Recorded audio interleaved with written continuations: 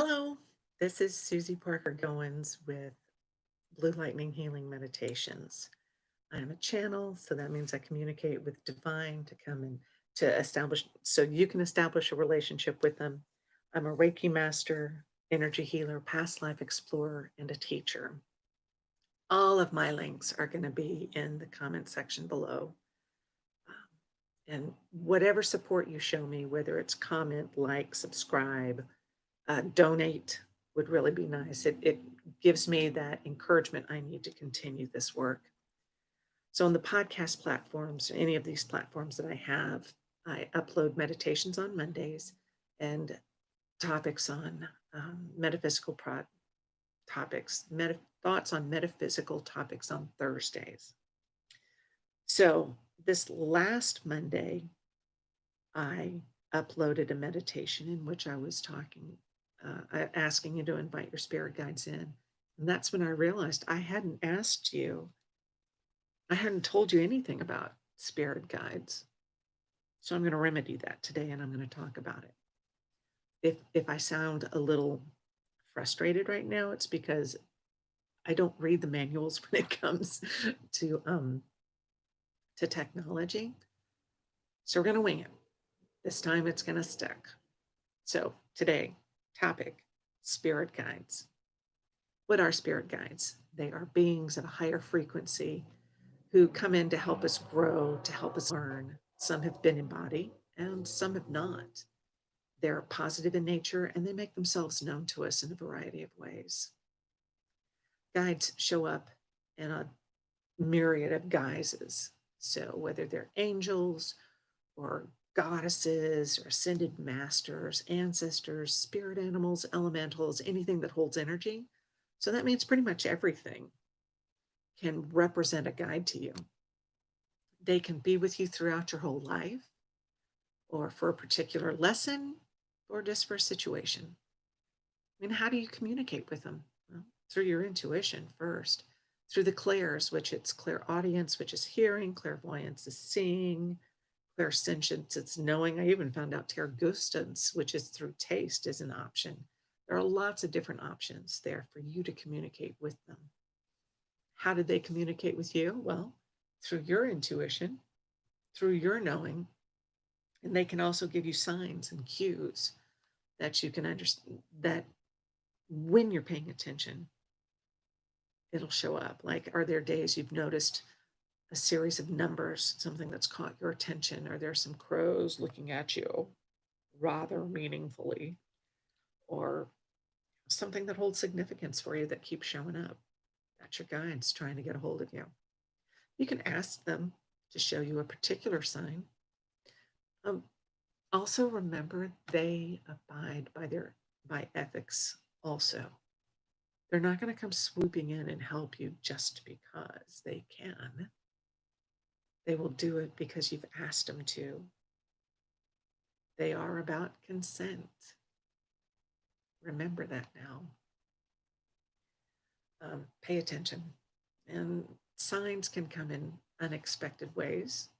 If you have these things prearranged, pay attention to all the outlets. There was a mentor of mine who had a client who had asked to get confirmation from her guides in three ways. And one was an eagle, another was something, and then the third thing was to see Paul Allen. So she made them increasingly, well, what she thought was absurd. Yeah, she saw the eagle while she was sitting in a skylight and she was drawing or something, and she looked up and woof, there was the eagle. The second one happened. And then Paul Allen, she thought, yeah, right, that's going to happen. She was standing in line to cash out at a bookstore. And there was a gentleman in front of her who had a particularly unique ring. She was like, oh, okay, that's interesting. She moved on. And then the next day in the newspaper, there was a picture on the front page, and there was Paul Allen, and on his hand was that ring. They met all of the criteria she had set up for her. She just had to look in different places. Other ways you know your guides are around you is that you may have a particular feeling, a memory, a scent. You can feel a hand on your shoulder. And again, you negotiate with them what signals they're going to give you. The guides want you to pay attention. They want to get your attention because they want to help them. And when you start talking to them, they will do whatever it takes to assure you that you know you're being cared for, that you are taken care of. For me, one of my signs is feathers. I get feathers of all shapes and sizes. There was once years ago, I was walking my kids to school and I saw a feather on the sidewalk, and then another one, and another one, and a fourth and a fifth one. I thought, great, I've got a naked seagull flying around somewhere. I picked them all up as I went home. I have them. Another instance of a feather was there's a book that I've returned to. I haven't checked my purse in months. And then there's like, oh, the time I am carrying my purse, like, oh, it's so heavy. And it's this book I've been reading.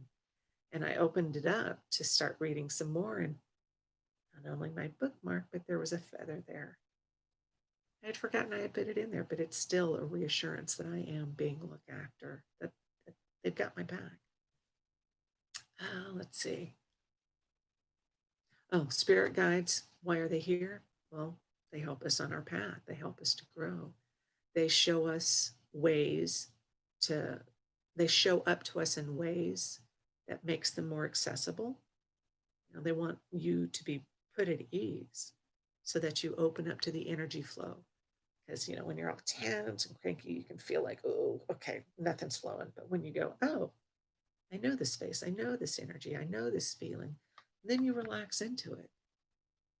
Things work much better, much more smoothly. Even if it's a lesson, a really hard lesson you've chosen to learn, the guides are there to support you, to get you through it. There is no judgment from them. There's only patience, and believe me, they have more than enough. So energy is all one. So whatever aspect or face of them they present to you, it's to help you feel more comfortable and therefore more at ease to allow them to help you. So how do you know a guide is good? Well, you set your intention to only have those come through who are in divine alignment with you. I've learned to have gatekeeper guides, so like bouncers. So Mother Mary and Angel Michael are there to keep out those guides who would cause me trouble. You just set up your intention, set up your protection. And I also add this little extra thing when I channel to say, Mama, don't channel crazy. It works. So cool.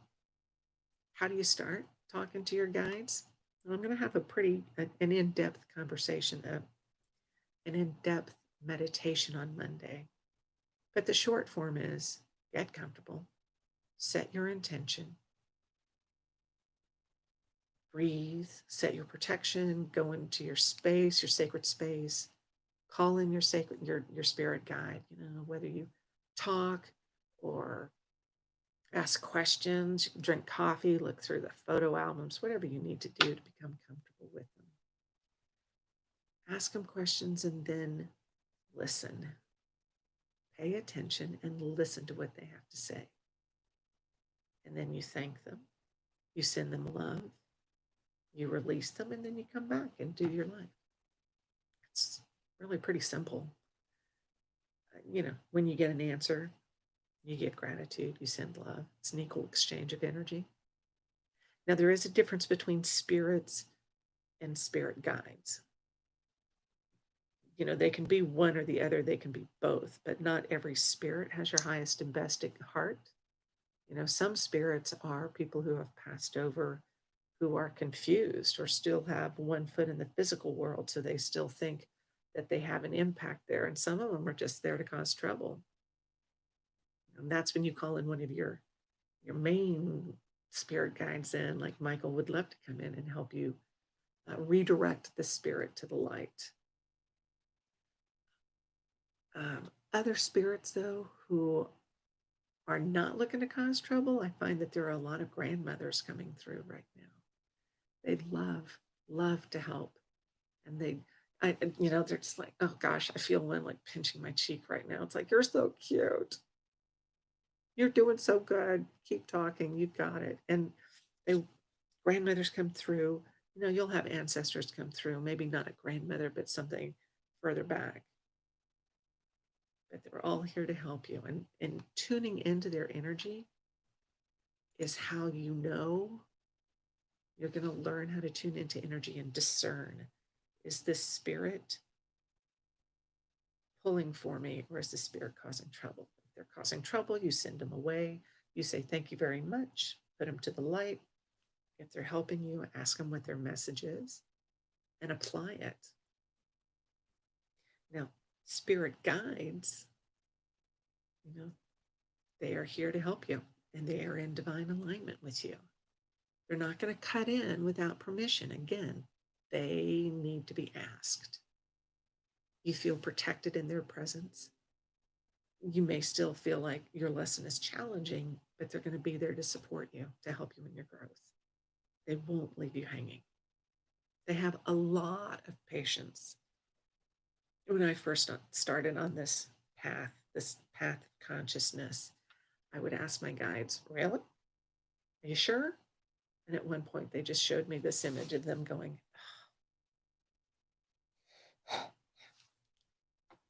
yes, Susie, yes. Okay. So in your lifetime, you're going to have different guides. You'll have a core group of them. Like my core group is Mother Mary, Gaia, and Michael. You may have a group, smaller group, or you may have somebody different. And then you'll have guides for situations who are there for a time, or you'll have people there to help you learn a lesson. You know, it varies. Sometimes it's not a long time, other times it is. It's up to you. And you know, guides can multitask. They can help lots of different people. So don't feel like you're monopolizing some guide's time, because they are part of the divine. They can be wherever they need to be. So use them. Don't worry about if you're imposing on them, because you're not. So some of the ways guides help you, well, first off, they're here to help you achieve your best life. They um, facilitate you achieving that divine purpose you set out to do. They also help with energy healing, removing blockages, releasing old patterns. They help you clarify or insight about situations. They offer advice about courses of action to take. They can even provide you with outcomes for different courses of action. And then there's past life healing. I love to use them for that. It's pretty much whatever you need help with. Ask and then listen. Trust what you hear and then act on it. Trusting what you hear is really important to your growth. One thing they won't help with is lotto numbers. Don't ask. They won't give it to you. It's not your time. And then when it is your time, they will be the ones who say, yeah, go ahead and buy a ticket. Here, what numbers do you want to use? But you're not going to have them in hand, okay? Just don't waste your energy on that. So,